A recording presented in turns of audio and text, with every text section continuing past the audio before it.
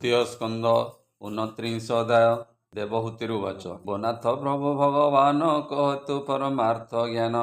ଯେ ଜ୍ଞାନ ଭକ୍ତି ପ୍ରକାଶ ହୋଇ ଅଜ୍ଞାନ ତିମିର ନାଶ ହୋଇ, ମହତ ଆଦି ଯେ ପ୍ରମାଣ ପ୍ରକୃତି ପୁରୁଷ ଲକ୍ଷଣ, ଯଥା ସାଂଖ୍ୟରେ ଅଛି କହି ତୋ ଭକ୍ତି ମାର୍ଗକୁ ଚିହ୍ନାଇ। ବିସ୍ତାରିକ ପ୍ରଭୁ ମତେ ସଂଶୟ ନ ରହୁ ମୋ ଚିତ୍ତେ,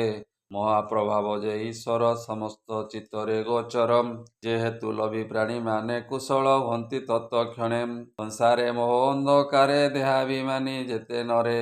ନିଦ୍ରିତ ହୋଇ ସେ ଅଛନ୍ତି ଅଜ୍ଞାନେ କିଛି ନ ଜାଣନ୍ତି, ତ ଜ୍ଞାନ ଦେଇ ନର ହରି ବିନାଶ ଅଜ୍ଞାନ ତିମିରି। ମୈତ୍ରବାଚ। ଏ ଶୁଣ ବିଦୁର ମନ ଦେଇ ମାତା ବଚନେ ଭାବଗ୍ରାହୀ, କହନ୍ତି ଅମୃତ ବଚନ ଯେଣେ ସନ୍ତୋଷ ମାତା ମନ। ଶ୍ରୀ ଭଗବାନ ବାଚ। ଶୁଣ ଜନନୀ ସ୍ଥିର ମନେ, ଯେ ଜ୍ଞାନ ଭକ୍ତିର ଲକ୍ଷଣେ, ବହୁ ପ୍ରକାରେ ଭକ୍ତି ଯୋଗ ଜ୍ଞାନୀ ସାଧନ୍ତି ମୁଖ୍ୟ ମାର୍ଗ,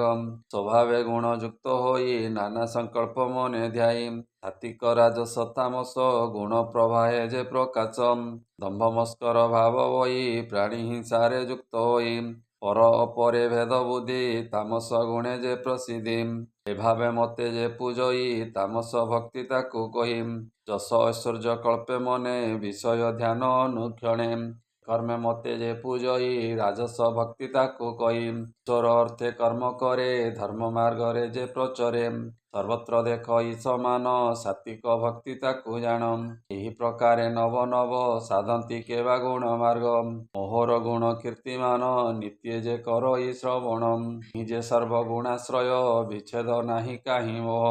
ମତ ଭାବେ ଯେ ଭାବଇ କର୍ମ ବନ୍ଧନ ମୁଖ୍ୟ ହୋଇ, ସମୁଦ୍ରେ ଯେନେ ନଦୀ ଜଳ ମିଳି ହୁଅନ୍ତି ଏକ ମେଳ, ସେ ରୂପେ ମୋର ଦେହେ ଲୀନ ଭକ୍ତି ଭାବରେ ହନ୍ତି ଜନ, ନ କହିବା ମନ ଦେଇ ନିର୍ଗୁଣ ଭକ୍ତି ତାକୁ କହି, କାମ ମାର୍ଗେ ଆତ୍ମଜ୍ଞାନ ସର୍ବତ୍ର ଦେଖଇ ସମାନ, ପୁରୁଷୋତ୍ତମ ଭାବେ ଭଜି ପରମ ଆତ୍ମା ମନେ ଜି, ନିର୍ଗୁଣ ଭକ୍ତି ଏହା କହି ଅପରେ ଶୁଣ ମନ ଦେଇ, ସାମୀପ୍ୟ ସାରୂପ୍ୟ ଏକତ୍ୱ ସାଲୋକ୍ୟ ଐଶ୍ୱର୍ଯ୍ୟ ବ୍ୟକ୍ତ, ଏମାନେ ଯାହା ମତେ ଦିଅନ୍ତି ଏଣେ ସନ୍ତୋଷ ନୁହେଁ ମତେ, ମୋର ଭକତି ବିନା ଏଇ ହେଳେ ସନ୍ତୋଷ ମୋର କାହିଁ, ଏ ପ୍ରକାରେ ଭକ୍ତି ମାର୍ଗ ସାଧନ୍ତି ପ୍ରାଣୀ ମୋକ୍ଷ ଯୋଗ, ଯେବେ ତ୍ରିଗୁଣକୁ ଜିଣଇ ମୋହର ଭାବ କୁଲ ହୋଇ, କ୍ରିୟା ଯୋଗରେ ନିଷ୍କାମରେ ମତେ ସେବନ୍ତି କେବା ନରେ, ବର୍ଜିତ ସାଧୁଗଣ ନିତ୍ୟ ଭଜନ୍ତି ମୋର ନାମ, କିଏ ବା ମତେ ପୂଜା କରେ ସ୍ତୁତି ବଦନେ ନିରନ୍ତରେ, ଦର୍ଶନ ସ୍ପର୍ଶନ ପ୍ରଣାମ ଜ୍ଞାନ ବୈରାଗ୍ୟ ଆରାଧନ, ପ୍ରଭାବରେ ସର୍ବଜନ ଦେଖଇ ଆତ୍ମାର ସମାନ, ଯମ ନିୟମ ମାର୍ଗ ସିଦ୍ଧି ବହୁ ପ୍ରକାରେ ମାନ୍ୟ ସାଧି, ବସଇ ଅନୁକମ୍ପା ହୋଇ ମୋ ବିନୁ ଅନ୍ୟ ନ ଜାଣଇ, ମୋହର ଜ୍ଞାନ ସଂକୀର୍ତ୍ତନ ଶ୍ରବଣେ ଆଧ୍ୟାତ୍ମ ଦର୍ଶନ, ଆର୍ଜବ ସାଧୁ ସଙ୍ଗ ପୁଣ ଅହିଂସା ଧର୍ମ ପରାୟଣ, ନିର୍ମଳ ଭାବ ପୁଣ ମୋହର ଧର୍ମ ଆଚରଣ, ମୋହର ଗୁଣ ଶୁଣି କର୍ଣ୍ଣେ ଆନନ୍ଦ ହୁଅନ୍ତି ପ୍ରାଣୀମାନେ, ମତେ ପବନର ବଳେ ସୁଗନ୍ଧି ଦୁର୍ଗନ୍ଧ ପ୍ରସରେ, ଏ ରୂପେ ଆତ୍ମା ଅବିକାର ଏ ରୂପେ ଦେଖିବ ଧ୍ୟାନର, ସର୍ବଭୂତର ଈଶ୍ୱର ଆତ୍ମା ସମ୍ପୂର୍ଣ୍ଣରେ ଗୋଚର, ମତ ଭାବ ମୋର ଛାଡ଼ି ଯେ ପୂଜେ ଅନ୍ୟ ଲାଭେ ବଢ଼ି, ସର୍ବବ୍ୟାପୀ ଯେ ଅଟଇ ଏମତେ ଭାବ ନ ଜାଣଇ, ଯେ ଭାବେ ଅନ୍ଧ ବୈର ହୋଇ ସେ ଶାନ୍ତି କେବେ ନ ଲଭଇ, ମତେ ପୂଜିବ ଯେବେ ସେଇ ତାର ପୂଜାରେ ତୋଷ ନୁହିଁ, ସର୍ବଭୂତରେ ସ୍ଥିତ ମୁହିଁ ଯାବତ ପ୍ରାଣୀ ନ ଜାଣଇ, ତାବତ ସୁକର୍ମ ପାଶରେ ପ୍ରାଣୀ ବନ୍ଧନ ଏ ସଂସାରେ, ପର ଅପର ଏକ ଆତ୍ମା ଅନ୍ତର କରେ ଯେ ମହାତ୍ମା, ମୃତ୍ୟୁ ପଥ নত ରହି ସଂସାର ମାର୍ଗେ ଭ୍ରମ ହୋଇ, ଏ ଆତ୍ମା ସର୍ବଭୂତ ମଦେ ଅର୍ଚ୍ଚନା କରେ ଯେଣୁ ସଦେ, ପ୍ରଭାବରେ ସର୍ବ ଦେଖେ ସଂସାରୁତରେ ସେ ପ୍ରତ୍ୟକ୍ଷେ, ଅଜୀବ ମଧ୍ୟେ ଜୀବ ଶ୍ରେଷ୍ଠ ଜୀବରେ ପ୍ରାଣ ସେ ଗରିଷ୍ଠ, ପ୍ରାଣରୁ ଚେତନା ବିଶେଷ ଇନ୍ଦ୍ରିୟ ବୃତ୍ତିରେ ପ୍ରକାଶ, ଇନ୍ଦ୍ରିୟ ସର୍ବଗୁଣେ ଶ୍ରେଷ୍ଠ ରସରେ ମତ୍ସ୍ୟ ଯେ ଗରିଷ୍ଠ, ଗନ୍ଧ ବେଦୀରେ ସେ ଭ୍ରମର ଶବଦେ ହେଲେ ସର୍ବେଶ୍ୱର, ଏ ରୂପରେ ଭେଦ ବିଦ ହୋଇ ବର୍ଣ୍ଣେ ସେ ପ୍ରତ୍ୟକ୍ଷ ଅଟଇ, ଅପାଦ ମଧ୍ୟେ ବହୁପାଦ ବହୁପାଦରେ ଚତୁଷ୍ପାଦ, ମନୁଷ୍ୟ ମଧ୍ୟେ ଚାରି ବର୍ଣ୍ଣ ଏଥିରୁ ବ୍ରାହ୍ମଣ ଉତ୍ତମ, ବ୍ରାହ୍ମଣ ମଧ୍ୟେଣ ଦେବଜ୍ଞ ବହୁ ଅଧୀନ ଯେ ଅର୍ଥଜ୍ଞ, ସଂଶୟ କ୍ଷୟ ଯେ ଅର୍ଥଜ୍ଞ କରଇ କେବଳ ସୁକର୍ମ ଆତ୍ମାକୁ ନାମ ତେଣୁ କରି ମୁକ୍ତ ସଙ୍ଗକୁ ସେ ଆଚରି ମୋର ଅର୍ପିତ କର୍ମ କରେ ଆତ୍ମାର ଭାବ ନିରନ୍ତରେ ମୋତେ ସେ କର୍ମ ସମର୍ପଇ ଆତ୍ମା ସହିତେ ତାର ଜଇଁ ଏ ରୂପେ ମୋର ମନ ତଇଁ ବହୁମାନ ନାରେ ନମଇ ମତ ଭାବେ ଯେ ଭଜଇ ତାହରୁ ଦେବି ଯେ ଭାବଗ୍ରାହୀ ଆନନ୍ଦେ ଦର୍ଶନ ଦିଅନ୍ତି ମୁଖ୍ୟ ପଦରେ ଅଧିପତି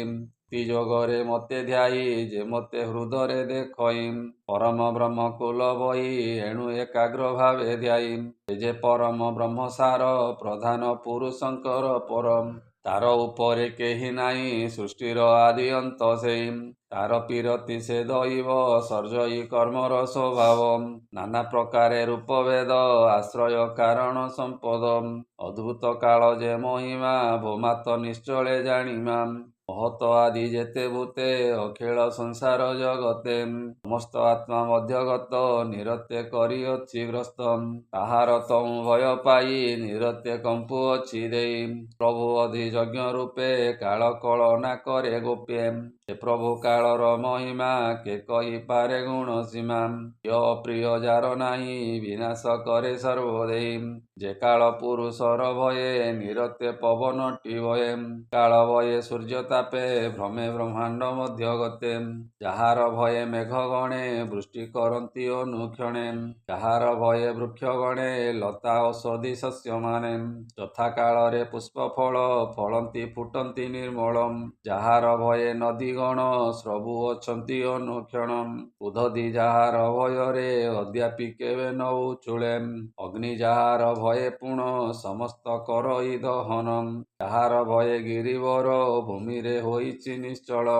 ଯାହାର ଆଜ୍ଞା ପରମାଣେ ଆକାଶ ଭୟ କରି ମନେ ସ୍ୱଦେହ ବିସ୍ତାର ସେ କଲା ସପ୍ତ ଲୋକଙ୍କୁ ଠାବ ଦେଲା ବ୍ରହ୍ମାଦି ଯେତେ ଦେବଗଣ ସଚରାଚର ଯେ ଭିଆଣ ଯାହାର ଭये ବାରେ ବାରେ ସ୍ୱର୍ଗାଦି ହୁଅନ୍ତି ସତରେ ଯେ କାଳ ଭୟରେ ତ୍ରିଗୁଣ ସୃଷ୍ଟି ପାଳନ ସଂହାରଣ ସେ କାଳ ରୂପୀ ଯେ ଅନନ୍ତ ଉଦାର ଅଭୟ ଅଚ୍ୟୁତ ସମସ୍ତ ଉତ୍ପତ୍ତି କରଇ ଗୁଣ ପ୍ରବାହ ଭାବ ବହି ଯେ କାଳ ରୂପେ ଅନ୍ତ କରେ ଏଣୁ ଅନନ୍ତ ରୂପ ଧରେ ଏଣୁ ଏ କାଳର ମହିମା କେ ଜାଣିପାରେ ଗୁଣ ସୀମା ତୋର ଭକତ ଜନ ଜଇଁ କାଳର ଅଧିକାର ନାହିଁ ତୁଜନେ ଏଣେ କରମତି ତୁଟିବ ସଂସାର ଦୁର୍ଗତି ମାତା ପୁତ୍ରଙ୍କ ସମ୍ବାଦ ଶୁଣନ୍ତେ ନ ଲାଗେ ପ୍ରମାଦ କହଇ ବିପ୍ର ଜଗନ୍ନାଥ ତୃତୀୟ ସ୍କନ୍ଧେ ଭାଗବତ ଶ୍ରୀମଦ ଭାଗବତେ ମହାପୁରାणे ପାରମହଂସ୍ୟାಂ ସହିତମ୍ 82 तृतीय स्कंदे माता पुत्र संवादे नाम 29 अध्याय बोलानंदे कवार हरि हरि बोलम।